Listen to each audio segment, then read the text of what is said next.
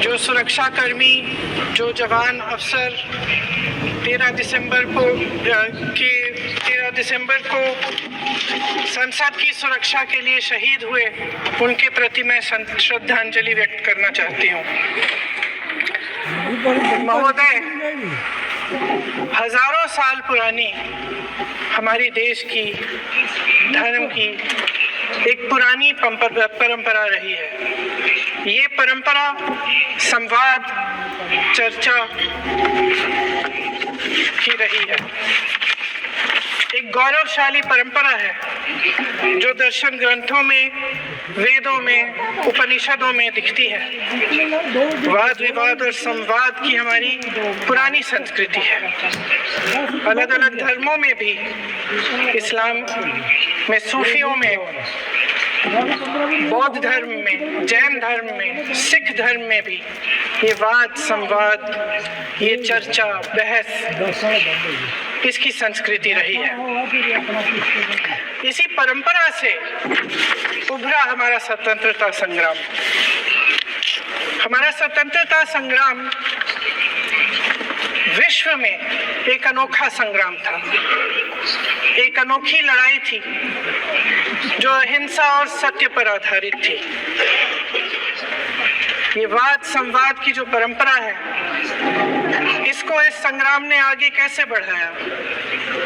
क्योंकि ये जो संग्राम था, ये जो लड़ाई थी हमारी आज़ादी के लिए, एक बेहद लोकतांत्रिक लड़ाई थी। इसमें देश के किसान, देश के जवान, देश के मजदूर, देश के अधिवक्ता, देश के बुद्धिजीवी, चाहे किसी भी जाति के हो, चाहे किसी भी धर्म के हो, चाहे किसी भी भाषा को बोलते हो, सब इस स्वतंत्रता संग्राम में शामिल हुए। सब ने हमारे देश की आज़ादी की लड़ाई लड़ी।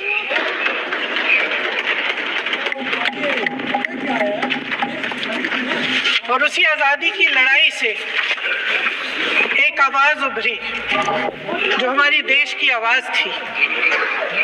वो आवाज़ ही आज हमारा संविधान है।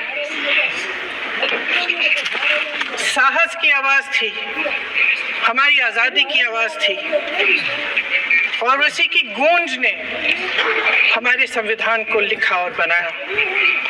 ये सिर्फ एक दस्तावेज नहीं है। बाबा साहेब अम्बेडकर, मौलाना आज़ाद जी, राजगोपालाचारी जी और जवाहरलाल नेहरू जी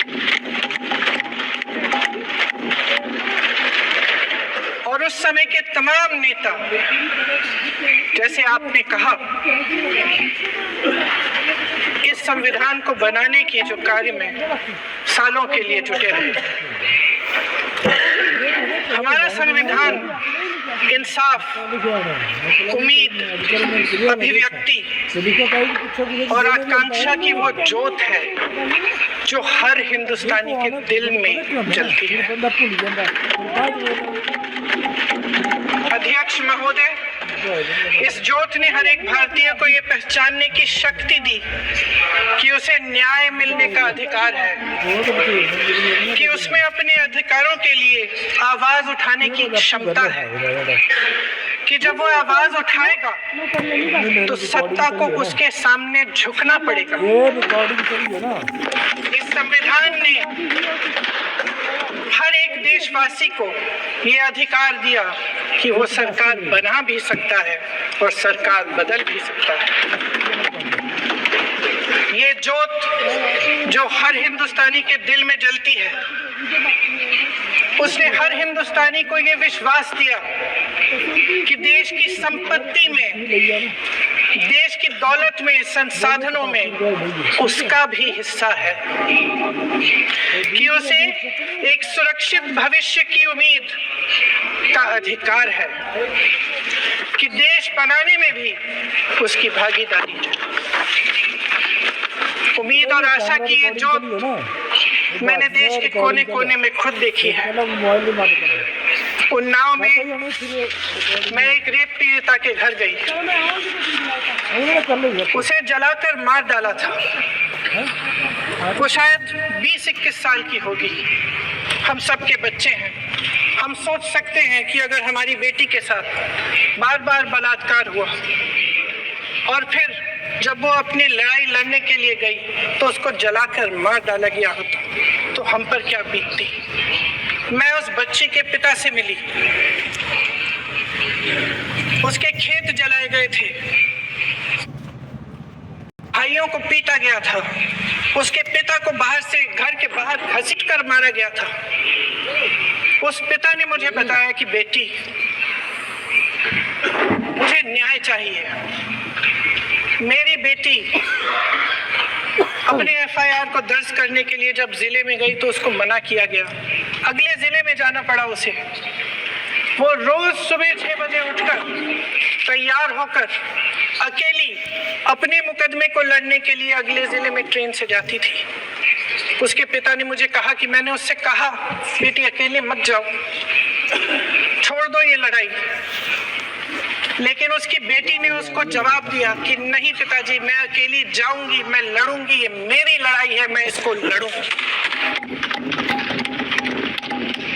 ये लड़ने की क्षमता, ये हिम्मत उस लड़की को और करोड़ों भारत की नारियों को हमारे संविधान ने दी। आगरा में मैं अरुण वाल्मीकि के घर गई। अरुण वाल्मीकि पुलिस स्टेशन में काम करता था, सफाई का काम करता था। आप सोच सकते हैं हमारी तरह उसका भी परिवार था, नई नई शादी हुई थी, 2-3 महीनों का बच्चा था। पुलिस स्टेशन में चोरी हो गई, चोरी का इल्जाम उस पर लगाया गया। उसके पूरे परिवार को उठाकर पुलिस स्टेशन में ले गए। आप हंस रहे हैं, लेकिन ये गंभीर बात है। और क्या गंभीर बात है? शर्म करो, शर्म। अरुण वाल्मीकि को पीट पीट के मार डाला, उसकी बीवी को पीटा, उसके पिता के नाखून निकाले, उसके पूरे परिवार को पीटा गया। जब मैं उस जवान महिला से मिलने गई जो अभी अभी विधवा हुई थी, तो उसने मुझे कहा कि दीदी, हमें सिर्फ एक चीज चाहिए, हमें न्याय चाहिए और हम इस न्याय के लिए लड़ते रहेंगे चाहे कुछ भी हो जाए। ये हिम्मत उस महिला को हमारे संविधान ने दी।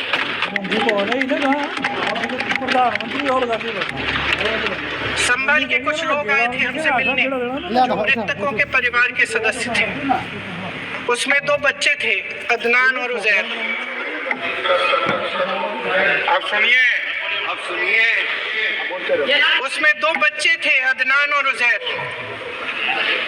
एक बच्चा मेरे बच्चे की उम्र का है, दूसरा उससे छोटा 17 साल का है। दर्जी के बेटे थे। दर्जी का एक ही सपना था कि वो अपने बेटों को पढ़ाएगा, लिखाएगा, एक बेटा डॉक्टर बनेगा, एक बेटा भी सफल होगा दूसरा बेटा भी अपने जीवन में सफल होगा। उनके पिताजी हर रोज उनको स्कूल छोड़ते थे। उस दिन भी स्कूल छोड़ने के बाद अपनी दुकान में चले गए। उन्हें पता नहीं था कि विवाद हो रहा है। उन्होंने भीड़ देखी, घर आने की कोशिश की तो पुलिस ने गोली से मार डाला। वो 17 साल का बच्चा अदनान मुझसे कहता है, वो 17 साल का बच्चा अदनान मुझसे कहता है कि मैं बड़ा होकर डॉक्टर बन के दिखाऊंगा, मैं अपने पिता का सपना साकार करूंगा। ये सपना, ये आशा उसके दिल में हमारे संविधान ने डाली। अध्यक्ष महोदय, हमारे देश के करोड़ों देशवासियों के संघर्ष में, अपने अधिकारों की पहचान में, इनकी कठिन से कठिन परिस्थितियों से लड़ने की अपार हिम्मत में और देश से न्याय की अपेक्षा में हमारे संविधान की ज्योत जल रही है। मैंने हमारे संविधान की ज्योत को जलते हुए देखा है और इसके साथ साथ ये भी समझा है कि हमारा संविधान एक सुरक्षा कवच है, एक ऐसा सुरक्षा कवच है जो देशवासियों को सुरक्षित रखता है, न्याय का कवच है, एकता का कवच है और अभिव्यक्ति की आजादी का कवच है। दुख की बात यह है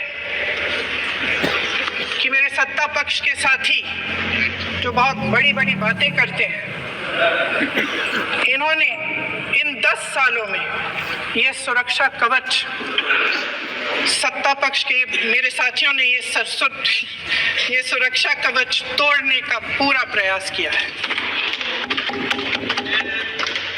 संविधान में सामाजिक, आर्थिक और राजनीतिक न्याय का वादा है। ये वादा एक सुरक्षा कवच है जिसको तोड़ने का काम शुरू हो चुका है। लैटरल एंट्री और निजीकरण के जरिए ये सरकार आरक्षण को कमजोर करने का काम कर रही है।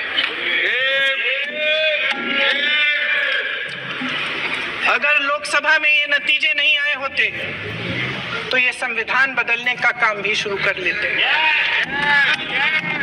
सच्चाई ये है अध्यक्ष महोदय कि आज संविधान बार बार इसलिए कह रहे हैं क्योंकि इस चुनाव में इनको पता चल गया कि इस देश की जनता ही इस संविधान को सुरक्षित रखेगी,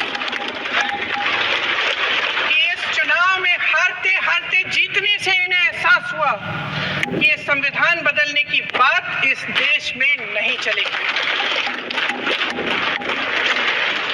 आज जनता की मांग है कि जाति जनगणना हो।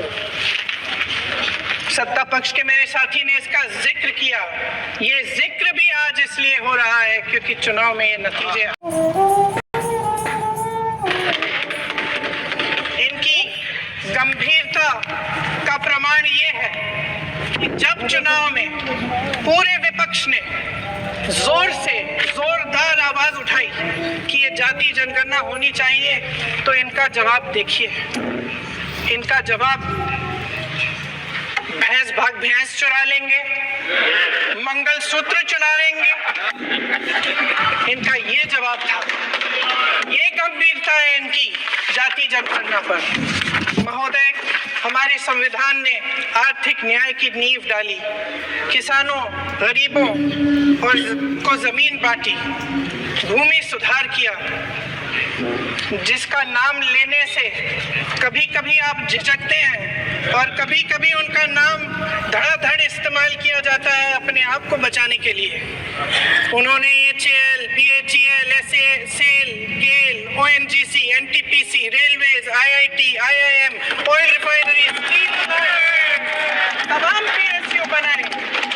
PSU बनाए। अध्यक्ष महोदय, उनका नाम पुस्तकों से मिटाया जा सकता है, उनका नाम भाषणों से मिटाया जा सकता है, लेकिन जो उनकी भूमिका रही इस देश की आज़ादी के लिए और इस देश के निर्माण के लिए, वो इस देश में से कभी मिटाया नहीं जा सकता। 75 सालों में जनता का भरोसा रहा कि नीतियाँ बनेंगी तो जनता की भलाई के लिए बनेंगी। जल जंगल जमीन का अधिकार मिला आदिवासी भाई बहनों को। इंदिरा जी ने बैंकों का राष्ट्रीयकरण करवाया, खदानों का राष्ट्रीयकरण कराया। कांग्रेस और यूपीए की सरकारों में शिक्षा का, भोजन का अधिकार मिला। 75 सालों में जनता का भरोसा मिला। पहले संसद चलती थी तो जनता की उम्मीद होती थी कि सरकार महंगाई और बेरोजगारी पर चर्चा करेगी, कोई उपाय निकालेगी, कोई रास्ता निकालेगी। लोग मानते थे कि अगर कोई नई आर्थिक नीति बनेगी तो देश की अर्थव्यवस्था को मजबूत बनाने के लिए बनेगी, तो भारतीय बाजार को मजबूत बनाने के लिए बनेगी, उनके भविष्य को मजबूत बनाने के लिए बनेगी। किसान और आदिवासी भाई बहन भरोसा करते थे कि यदि जमीन के कानून में संशोधन होगा तो उन्हीं की भलाई के लिए होगा। आप नारी शक्ति की बात करते हैं। आज चुनाव की वजह से शायद इतनी बातचीत हो रही है नारी शक्ति के बारे में, क्योंकि हमारे संविधान ने महिलाओं को ये अधिकार दिया, उनकी शक्ति को परिवर्तित किया वोट में। और आज आपको पहचानना पड़ रहा है कि महिलाओं के बिना, कि नारी शक्ति के बिना ये सरकारें नहीं बन सकती हैं। इसीलिए आज आप नारी शक्ति की बातें दोहरा रहे हैं। आप नारी शक्ति का अधिनियम लाए हैं उसको लागू क्यों नहीं करते हैं? वो 10 साल बाद लागू क्यों होगा? क्या आज की नारी 10 साल इंतजार करेगी उसके लागू करने के लिए? क्या बात है, क्या बात है।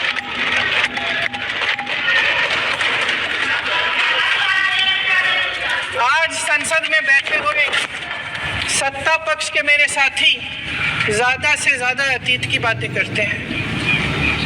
1921 में क्या हुआ, कब हुआ, नेहरू जी ने क्या किया। अरे वर्तमान की बात करिए, देश को बताइए आप क्या कर रहे हैं, आपकी जिम्मेदारी क्या है? कि सारी जिम्मेदारी जवाहरलाल नेहरू की है। अध्यक्ष महोदय जी, ये सरकार आर्थिक न्याय का सुरक्षा कवच तोड़ रही है। आज संसद में बैठी ये सरकार बेरोजगारी और महंगाई से जूझ रही हमारी जनता को क्या राहत दे रही है? कृषि के कानून भी बड़े बड़े उद्योगपतियों के लिए बन रहे हैं। सही एमएसपी को छोड़िए, डीएपी तक नहीं मिल रहा है।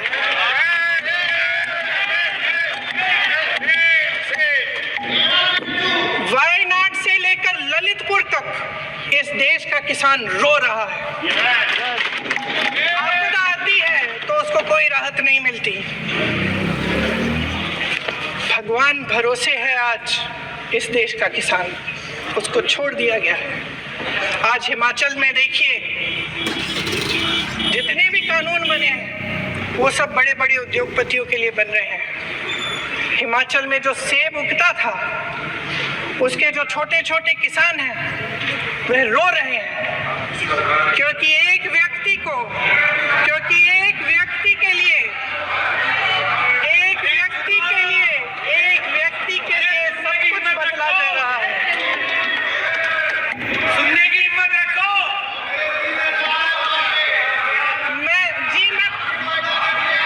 अध्यक्ष महोदय जी,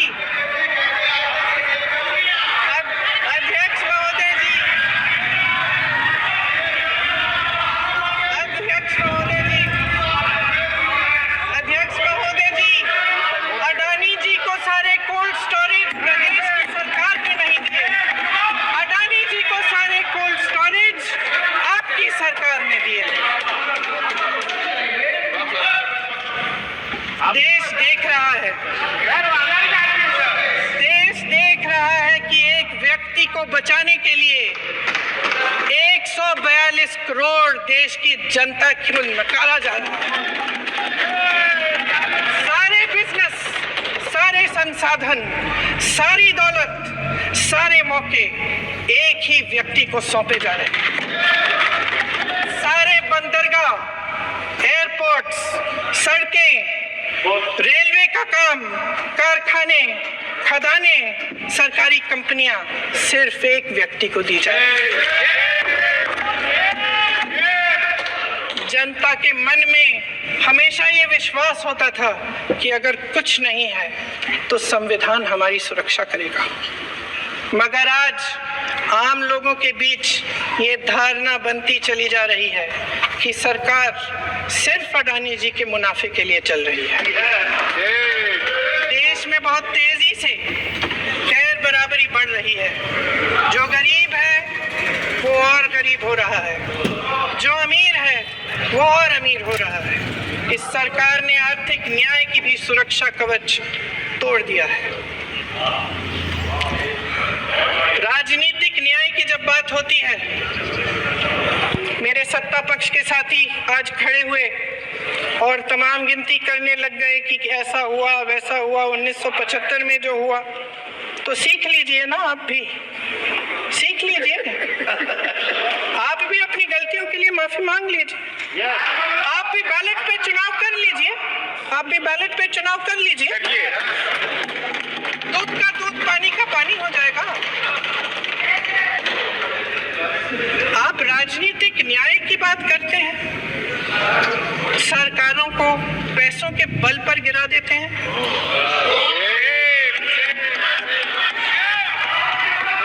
मेरा आग्रह है कि अपन संविधान में सकारात्मक जुड़े।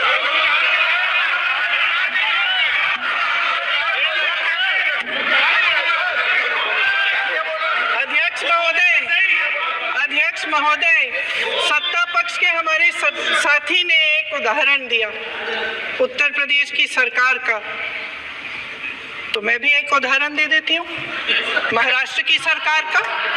मैं भी एक उदाहरण दे देती हूँ हिमाचल की सरकार को तोड़ने की कोशिश किसने की, पैसों के बल पे की, गोवा की सरकार। तमाम उदाहरण क्या ये सरकारें जनता ने नहीं चुनी थी? क्या संविधान इन पर लागू नहीं था? पूरी देश की जनता जानती है कि इनका हंसती है, जानती है कि इनके यहाँ तो वॉशिंग मशीन है।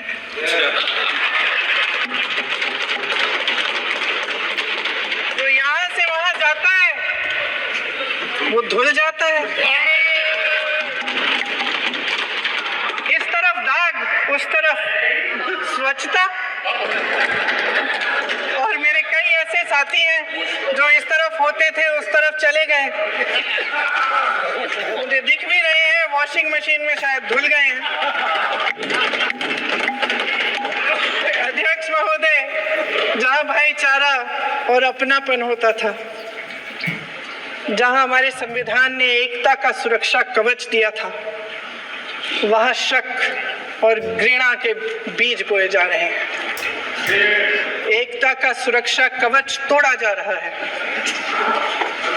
प्रधानमंत्री जी यहाँ सदन में संविधान की किताब को यूं माथे से लगाते हैं, लेकिन संभल में, हाथरस में, मणिपुर में जब न्याय की गुहार आती है, उठती है, तो उनके माथे पे शिकन तक नहीं आता।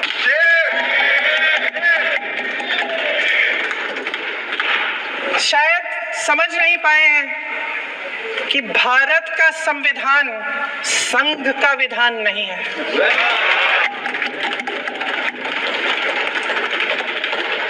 भारत के संविधान ने हमें एकता दी, हमें आपसी प्रेम दिया। उस मोहब्बत की दुकान जिस पर आपको हंसी आती है, उसके साथ करोड़ों देशवासी चले। करोड़ों देशवासियों के दिल में एक दूसरे के लिए प्रेम है, घृणा नहीं है।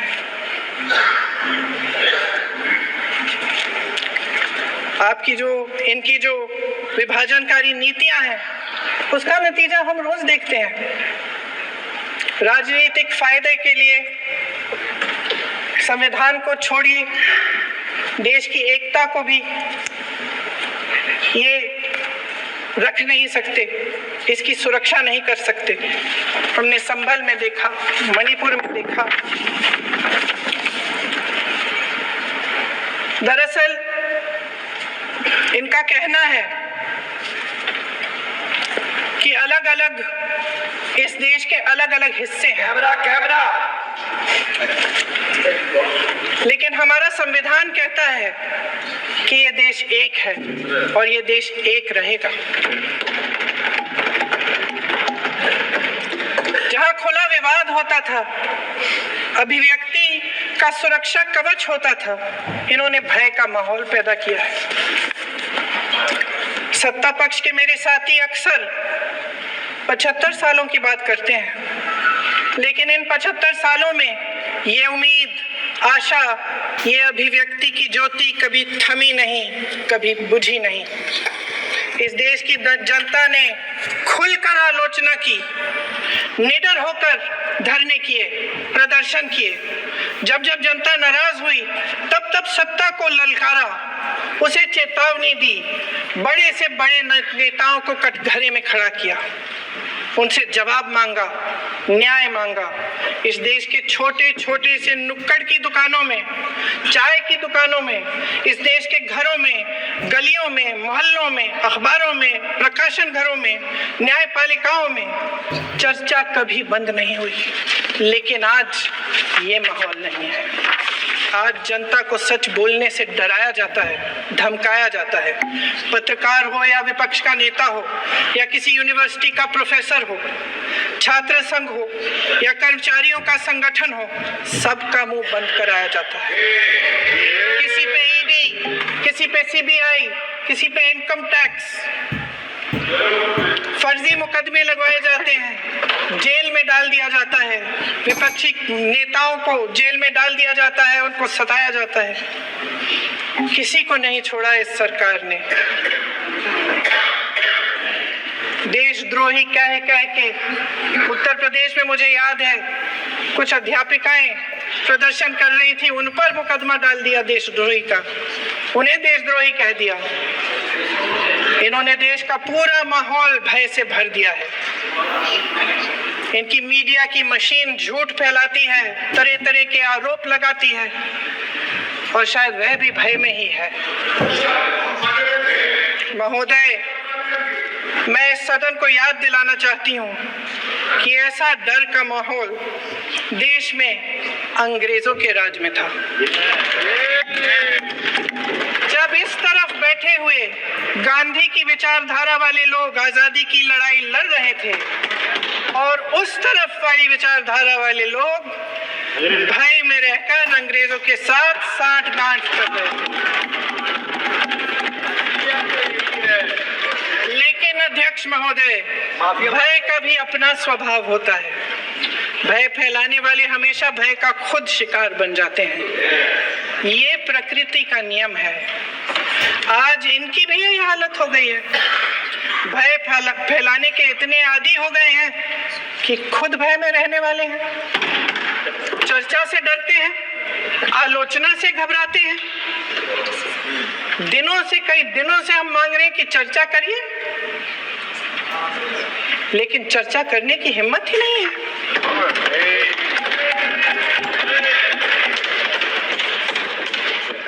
एक कहानी होती थी अध्यक्ष महोदय, शायद बचपन में आपने भी सुनी होगी। राजा भेष बदलकर बाजार में आलोचना सुनने जाता था। ये सुनने जाता था कि प्रजा मेरे बारे में क्या कह रही है, मैं सही रास्ते पे चल रहा हूं कि नहीं। लेकिन आज का राजा, भेष तो बदलते हैं आज के राजा, शौक तो है उनको भेष बदलने का, लेकिन न जनता के बीच जाने की हिम्मत है और न आलोचना सुनने की। महोदय, मैं तो सदन में नहीं हूँ।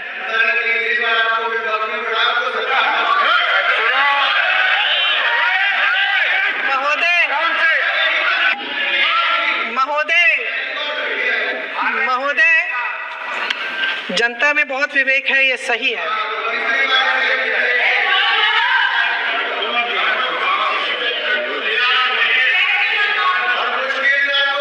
अच्छा महोदय, मैं सदन में नहीं हूँ,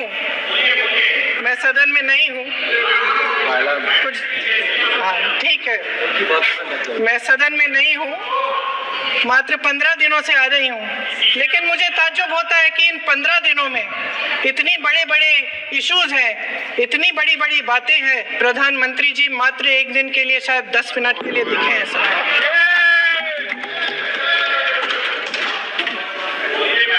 बात यह है अध्यक्ष महोदय जी कि ये देश भय से नहीं, साहस और संघर्ष से बना है।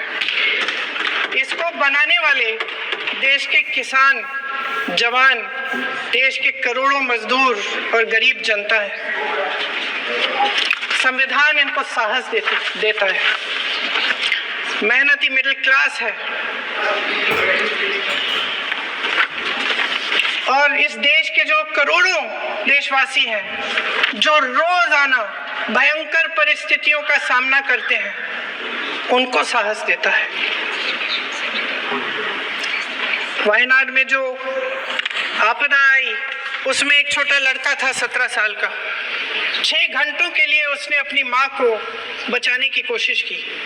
6 घंटों के लिए आप सोच सकते हैं कि अगर नदी की धारा बह रही है, नाराज है, आप अपनी माँ को पकड़े हो 6 घंटों के लिए पकड़े रखते हो कि मेरी माँ बच जाएगी और अंत में वो माँ भी बह जाती है। उस लड़के का साहस, उन महिलाओं का साहस जो पीड़ित हैं लेकिन फिर भी अपनी लड़ाई लड़ रहे हैं, उन संभल के बच्चों का साहस जिनके पिताजी अभी अभी गुजर गए लेकिन फिर भी उनके सपनों को साकार करने की हिम्मत है, उनका साहस है, वो साहस इस संविधान ने दिया है।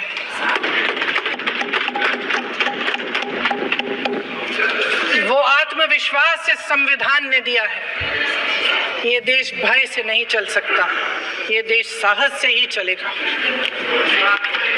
भय की भी सीमा होती है और जब वो सीमा पार हो जाती है, जब किसी को इतना दबाया जाता है कि उसको लगने लगता है कि अब मेरे पास खोने के लिए कुछ नहीं, तब उसमें एक ऐसी शक्ति पैदा होती है जिसके सामने कोई कायर खड़ा नहीं हो सकता।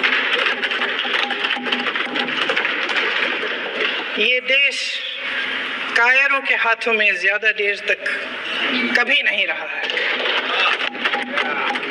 ये देश उठेगा, ये देश लड़ेगा, सत्य मांगेगा, सत्यमेव जयते। जय हिंद।